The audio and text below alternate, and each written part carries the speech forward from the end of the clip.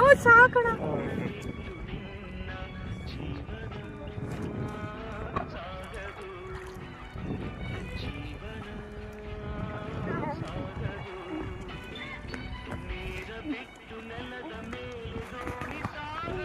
ತಲೆ ಸುತ್ತಿದೆ ಸಾಕು ಬಿಡೋಣ.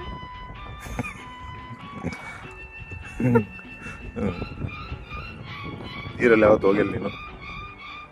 ಹಂಗಾಡ್ತಾ ಇದ್ದೆ. ಸುಳಿಗಳೆಲ್ಲ ಇದಾವಣ, ಬೇಡ ಸುಳಿ ಕರ್ಕೋಲ್ಲ. ಎಲ್ಲಿದೆ ಸುಳಿ?